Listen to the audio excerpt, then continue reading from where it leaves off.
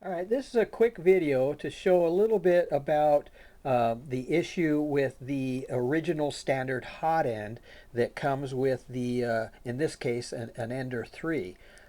Basically, to make this quick story long, a white Bowden tube goes into the heat sink here at the very top, okay, and then it presses solid up against the nozzle. So the purpose of the Bowden tube is to go all the way through the hot end itself. Okay, so you see it goes all the way through. And normally at the top is what's called a coupler. So this coupler threads in to the hot end here. Let's go ahead and just thread that in real quick. So this is a coupler with little locking teeth in it. There's little teeth inside there so that when you press the Bowden tube into the coupler and press it all the way through, it goes all the way through, and it will then press up against the nozzle. So when the nozzle's threaded into place, the Bowden tube's job is to be pressed permanently solid up against the brass nozzle all the time, or a gap will appear and then filament will ooze into that gap and cause a blockage. So the thing is, you can get that tube out by pressing in this the coupler top, but I just literally will pull it all the way through.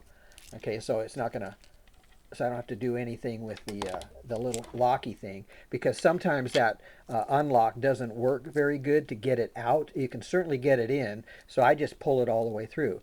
So basically, once that tube is in place, the locking teeth will actually hold it into place.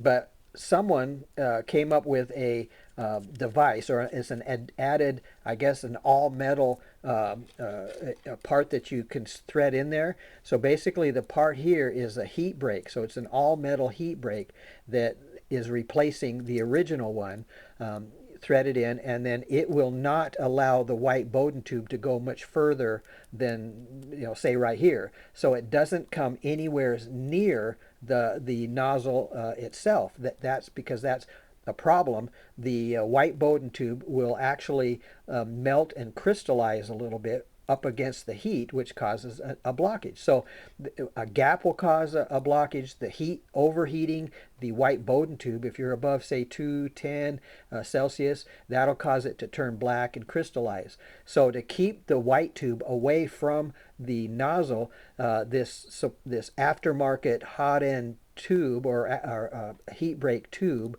is called all metal or whatever, will prevent that. The only thing is filament is allowed to go through that section. So it's a much smaller diameter tube, but the idea is once this tube is threaded into the block itself, what causes the filament here from getting just a little bit soft, and when it gets soft and the pressure behind it, won't it cause it to mushroom a little bit? I mean, won't there be some heat that's transferred to that tube because it's threaded into the heat block?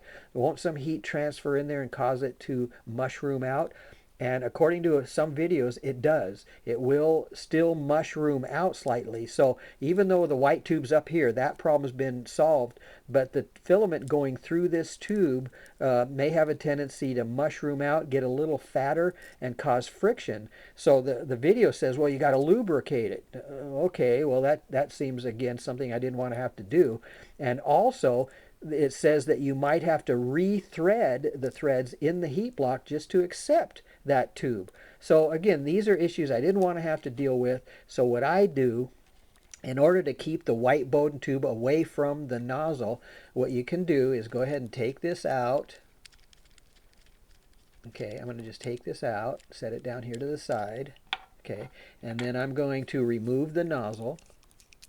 Okay, now this is an unchanged hot end. This comes straight from Creality. It's an Ender 3 hot end. The heat break is still there. Now the way I do it to keep the white Bowden tube away from the nozzle so that it doesn't get too hot is I will add a piece of blue high temp tubing in place of that. So this is a spacer that's going to sit in there.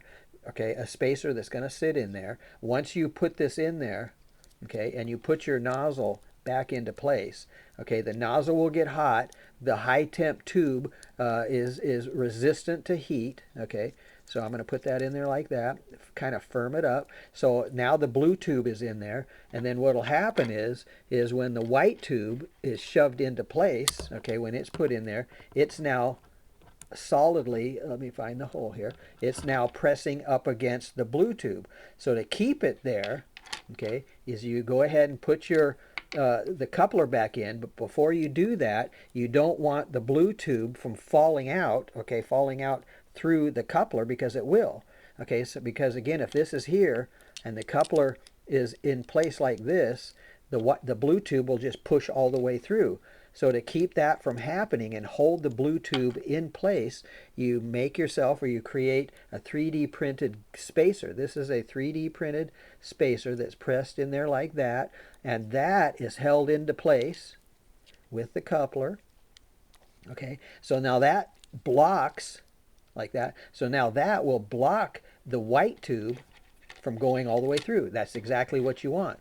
So the only reason now the white tube is there at all is to deliver filament. Okay, so the filament goes down through the tube from the extruder. Okay, that's the delivery. So the white tube's only job is to get the filament from the extruder through the coupler and into the hot end itself. Okay, so that's done. So the white tube does nothing to actually stay up against the nozzle. The blue tube does that.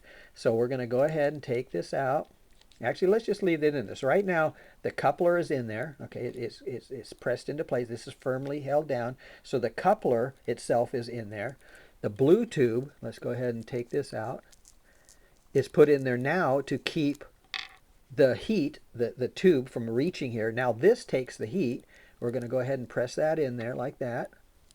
So now the blue tube is solid, because right here the tube is cut to just long enough so that when the nozzle is pressed in, you can actually feel the tube in there. It becomes a little spongy. That's what you want. You want it to be just enough that when I tighten this down, it's pressing against the blue tube, which is pressing against the spacer, which is pressing against the coupler. So now this becomes a package deal. We got the coupler, the spacer, the blue tube here for the heat, okay, to take any heat that might creep up or whatever and keep the filament from softening. And then this, again, you feel this. Now it feels a little bit like it's pressing against the blue tube, which is great, because once you fill this in, once you tighten this up right there, okay, it's pressing permanently against the blue tube. Now it's solid in there. No gap is going to appear here doing retraction or anything like that. It's solid. So when you take your filament, you can test that if you want. You can put this through there. It goes through the blue tube nice and smooth. Okay, you can see that it goes all the way through the nozzle to the tip. Okay, so there's perfect, okay, no binding or anything like that. So there you go. We got the coupler, we got the spacer, we got the blue tube heat break, I guess. So now even if this does get warm, doesn't matter, because the Bowden tube is way up here. The filament is so isolated from all the heat because of the blue tube and all that. The blue tube now is pressing up against the nozzle, which gets rid of that gap that could appear, and you're good to